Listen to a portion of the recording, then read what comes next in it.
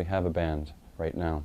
I've been doing a lot of recording for a lot of years, though. I've been playing guitar for about 25 years, maybe more now. I lost track a while back.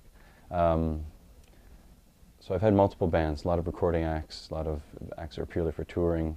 The most recent band that I toured with, we didn't do any original material, which was, it didn't matter. We were playing a lot of fun AC/DC covers, and it paid generously, put us up in some nice hotels, and I got to see the country. So I listen to instrumental music more so than anything with voices. I mean, I listen to a lot of music. I listen to some of my favorite artists, for example, are like Frank Zappa.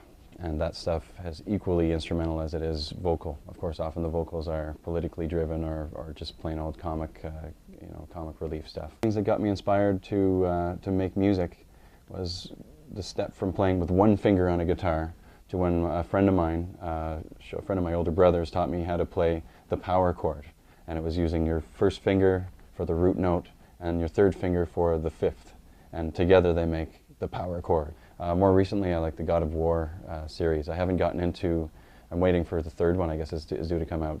The first one, just amazing. The second one I've really only dabbled in, and I know I like it already. So the music's awesome for it. Phenomenal music. It's just, it's powerful. It's got everything I'd expect out of it, because it's dark and it's got a lot of pulse to it when it needs to, and certainly a lot of the themes that I like to hear. I think Rock Band and Guitar Hero and those kind of games are extremely valuable. While I find it a little two-dimensional with the guitar instruments themselves, there's still a rhythmic element to it that is essential.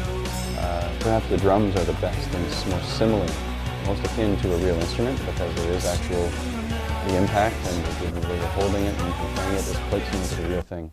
So I can see that we're just sort of touching on the tip of the iceberg as what I think we can do with these kind of toy interfaces. Does it discourage people from playing a real instrument? Maybe. So that means they need to develop that into a real instrument.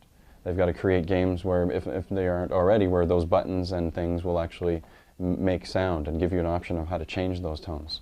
One of my biggest motivations to being a teacher, I'd done a fair amount of instructional stuff previous to coming to the college, where I taught a lot of guitar.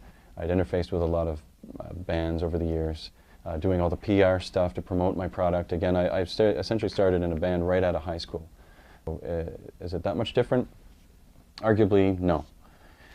But I certainly know there's a lot more that's needed for, you guys need a second sound class.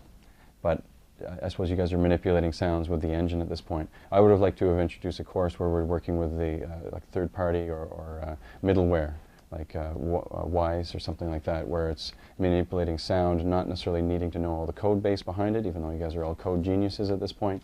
Doesn't mean that you couldn't use a tool that makes it a little bit simpler. And Fmod and things like that are implemented, and it'd be nice to have something like that. Mind you, we also have this recording studio that we're filming in right now, and that is probably the biggest advantage that we had that when you guys started, but I don't think it was equipped with computers and that sort of thing yet.